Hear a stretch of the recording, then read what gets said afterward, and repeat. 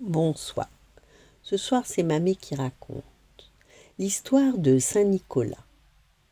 Il était une fois, il y a très longtemps de cela, 3 enfants partis se promener à travers les champs de Lorraine.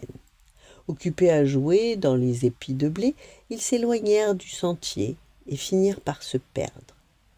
Incapables de retrouver le chemin de leur maison, ils errèrent donc jusqu'à l'orée de la forêt, où ils aperçurent une chaumière dont les lumières étaient allumées. Le plus jeune des garçons frappa à la porte. Un homme à l'épaisse barbe grise vint leur ouvrir. Il portait des vêtements sombres et des hautes bottes de cuir.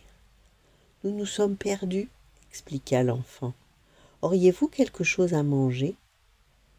L'homme toisa les 3 garçons de la tête aux pieds et d'un geste les invita à entrer. Mais dès que la porte fut refermée, l'homme qui était boucher afficha un large sourire et se jeta sur eux. Il les tua sur le champ. Il les découpa en petits morceaux. Il les plaça dans un baquet de sel. « Et voilà, un bon petit salé à manger dans quelques temps !» se réjouit le boucher, heureux de cette visite inopinée. 7 ans plus tard, Saint-Nicolas, un homme à la longue barbe blanche et aux vêtements rouges écarlates, passa près de la maison du boucher. Il descendit de son âne et frappa à la porte en demandant l'hospitalité. Une fois à l'intérieur, le vieil homme interrogea. « J'ai faim. Auriez-vous quelque nourriture à me proposer ?»« Je n'ai que du poisson et des pois cassés. »« C'est bizarre, parce que je sens pourtant comme une bonne odeur de petits salés. » Le boucher comprit aussitôt qu'il était démasqué. Blanc de peur, il pointa du doigt la barrique dans laquelle il avait placé les enfants.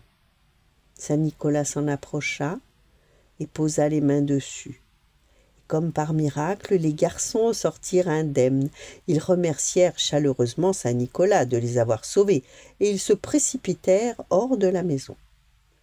Les 3 garçons ne revinrent Saint-Nicolas que le 6 décembre suivant, quand celui-ci, comme chaque année, apporte du pain d'épices, des fruits secs, des bonbons aux enfants de la région. Mais cette fois, il était venu accompagné. En effet, pour punir le boucher, Saint-Nicolas avait fait de lui le père Fouettard.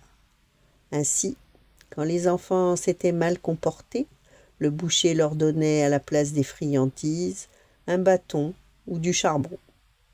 Parfois même, il les frappait avec son fouet. Alors un petit conseil, si vous ne voulez pas le rencontrer, soyez bien sage toute l'année. Voilà, bonne nuit, faites de beaux rêves et à demain.